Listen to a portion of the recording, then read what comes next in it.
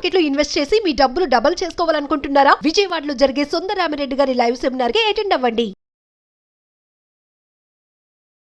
సరే, ఇంగ్లీష్ బాగానే వస్తుంది, మాట్లాడుతున్నాం, వింటున్నాము, రాస్తున్నాం, అన్నీ బాగానే ఉన్నాయి. అయినా సరే స్పెల్లింగ్స్ రాసేటప్పుడు కొన్ని డౌట్స్ వస్తాయి చాలామందికి. ఇది కరెక్ట్గా రాస్తున్నానా నేను అంటే, అసలు ఆ కన్ఫ్యూజన్ అనేది ఎందుకు వస్తుంది అంటారు? ప్రాక్టీస్ లేక చాలామంది రాయడము కనుక బాగా చూసారనుకోండి, రాయడం బాగా చూస్తుంటే వాళ్ళకి తెలిసిపోతుంది దేని పక్కన ఏది వస్తుంది అని. ఇప్పుడు ఒకటి వర్డ్ రాస్తాం మనం, సేమ్ వర్డ్ ప్రొనౌన్సియేషన్ ఏదైతే ఉందో ఆ ప్రొనౌన్సియేషన్ని బట్టి మనము వర్డ్స్ రాస్తూ ఉంటాం. వర్డ్స్ నేను ఇప్పుడు అన్నాను అనుకోండి, అసోసియేషన్ అన్నాను. అసోసియేషన్ అన్నప్పుడు ఆ లాస్ట్ ఉంది చూడండి, ఆ లాస్ట్ ఏదైతే TION వచ్చిందో అది షన్ అని ఉంది చూడండి. ఆ షన్ అనేది ఎక్కడెక్కడైతే వస్తుందో ఆ TION వస్తుంది, అది గుర్తుపెట్టుకోవాలి. ఇప్పుడు అంతేకాదు, ఆర్గనైజేషన్ అన్నాను, షన్ అని అందులో కూడా వచ్చింది. ఓకే, ఇప్పుడు ఆర్గనైజేషన్ అన్నాను, అసోసియేషన్ అన్నాను. ఈ రెండు వర్డ్సే కాదు, యాక్చువల్గా మీరు ఏమైనా చూడండి, మల్టిప్లికేషన్ అంతే, అబ్రివేషన్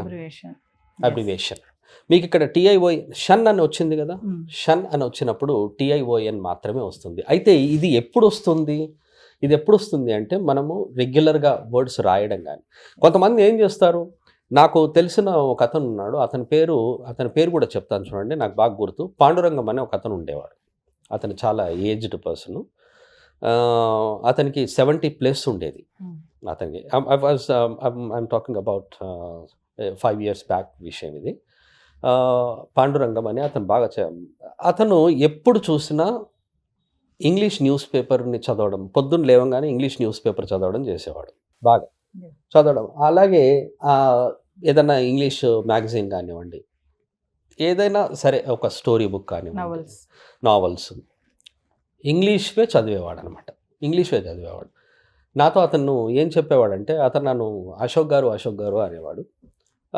అశోక్ గారు, నాకు చదవడం అంటే బాగా ఇష్టము, నేను ఇంగ్లీష్ మాట్లాడతాను కూడా బాగా, కానీ నాకు రాయడం అంటే ఇష్టం ఉండదు. నేను బాగా అబ్జర్వ్ చేశాను ఏంటంటే, ఆయన రాసేటప్పుడు చాలా మిస్టేక్స్ వచ్చేవి. మరి ఆయన చూస్తేనే మాట్లాడతాడు బాగా, మాట్లాడడం బాగానే వస్తుంది కానీ ఎందుకు ఇతను రాయంగానే ఈవెన్ చిన్న చిన్న విషయాల్ని కూడా ఆయన రాంగ్ రాసేవాడు. నేనే కరెక్ట్ చేసేవాడిని, అది సార్ అది రాంగ్ రాశారు. అండ్ ఇంకొకటి తెలుసా మీకు, అతని హ్యాండ్ రైటింగ్ కూడా బాగుండదు. అతని హ్యాండ్ రైటింగ్ కూడా అసలు ఎలా అంటే, చిన్నపిల్లలు ఏదో 4th 5th స్టాండర్డ్ వాళ్ళు రాస్తున్నట్టుగా ఉంటుంది. ఎందుకు ఇక్కడ ఆ ప్రాబ్లము అంటే, ఆయన చదువుతాడు, మరి మాట్లాడతాడు, ఆయన రాయడం ఆయనకి ఇష్టం ఉండదు కాబట్టి దాని మీద ఇంట్రెస్ట్ ఉండదు కాబట్టి ఆయన ఎప్పుడు ఎక్కువ రాయడు, అందుకని ఆయనకు స్పెల్లింగ్స్ కూడా రావు. ఇది ఇక్కడ లైవ్ ఎగ్జాంపుల్ చూడండి.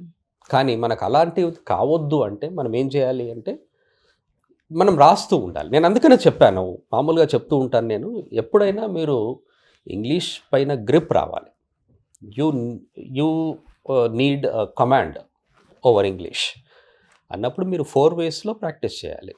లిసనింగ్ ఉండాలి, రీడింగ్ ఉండాలి, స్పీకింగ్ ఉండాలి. ఇవి చేస్తే మీకు మాట్లాడడం ఇదవుతుంది, వింటూ ఉంటారు కాబట్టి. కానీ రైటింగ్ అనేది కూడా ఉంది కదా, రైటింగ్ అనేది ఉంది. మీకు తెలుసా, చాలామంది పెద్ద ఆఫీసర్స్ హ్యాండ్ రైటింగ్ బాగుండదు. పెద్ద ఆఫీసర్సే ఉంటారు కానీ వాళ్ళ హ్యాండ్ రైటింగ్ బాగుండదు. ఎందుకంటే మళ్ళీ మాట్లాడతారు, చాలా బాగా మాట్లాడతారు. ఎందుకంటే ఇదే ప్రాబ్లం, వాళ్ళు చదువుతారు, వింటారు, మాట్లాడతారు, కానీ రాయడం అనేది ఇష్టం ఉండదు. ఎందుకు రాయాలి అనేది చెప్పేసి అనుకుంటుంటారు. అందుకని రాయడం అనేది ఇంట్రెస్ట్ ఉండకపోయేసరికి ఆ విధంగా ఉంటుందన్నమాట. ఇప్పుడు ఈ మన స్పెల్లింగ్ మిస్టేక్స్ ఏవేవైతే అనుకున్నారో మీరు ఎప్పుడు కూడా చూడండి, అవి స్పెల్లింగ్ రిలేటెడే. ప్రీఫిక్స్, సఫిక్స్ అంటారు. ప్రిఫిక్స్ అంటే ఈ మన చాలామంది లిసనర్స్కి ప్రిఫిక్స్ అనేది దాని మీనింగ్ చెప్తాను. ప్రిఫిక్స్, సఫిక్స్ అసలు యాక్చువల్గా టాపిక్ ఎందుకు ఉంటుంది సార్ అని కూడా వాళ్ళకి అనుకోవచ్చు డౌట్. ప్రిఫిక్స్, సఫిక్స్ అనేది ఎందుకు ఉంటుంది అంటే ఈ స్పెల్లింగ్స్ వల్లనే ఉంటుంది, స్పెల్లింగ్స్ కోసమే ఉంటుంది. టాపిక్స్ మనకు చాలా ఉన్నాయి ఇంగ్లీష్లో. మరి అన్ని టాపిక్స్ నేర్చుకొని ఏం చేస్తామంటే ఏమి చేసేది ఉండదు. అన్ని టాపిక్స్ నేర్చుకొని మాట్లాడడానికైతే ఈ ప్రిఫిక్స్, సఫిక్స్ యూజ్ ఉండదు మాట్లాడడానికి. Just I told you, I gave you one name also, I have taken a name, ఒక నేమ్ తీసుకున్నాను నేను. అతను రాయడం మాత్రం అతనికి రాదు, హ్యాండ్ రైటింగ్ కూడా బాగుండదు, మరి మాట్లాడతాడు బాగా అన్నాను. అంటే అర్థం ఏంటి, మాట్లాడడానికి ఈ స్పెల్లింగ్స్కి సంబంధం లేదు. స్పెల్లింగ్స్ కంప్లీట్గా పెద్ద పెద్ద మిస్టేక్స్ చేయండి. When you are not able to write a small word properly and you will write that word with a lot of mistakes. మీరు ఎలిఫెంట్ అని రాసేది కూడా మీరు తప్పుగానే రాస్తారనుకుందాం, ఎలిఫెంట్ అనేది.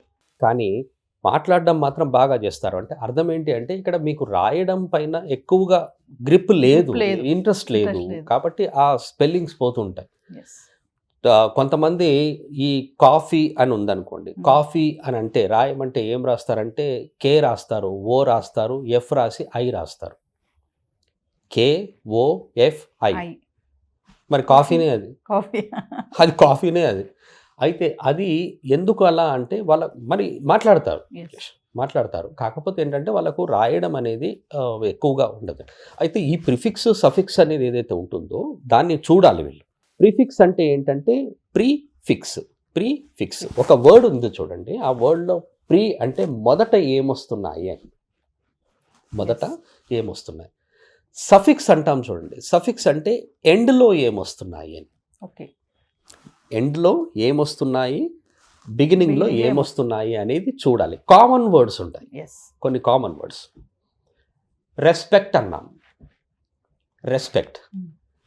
ఇందులో మీరు ప్రిఫిక్స్ లెటర్స్ తీసుకోండి, ఎప్పుడైనా ఒక 3 లెటర్స్ తీసుకోవాల్సి వస్తుంది.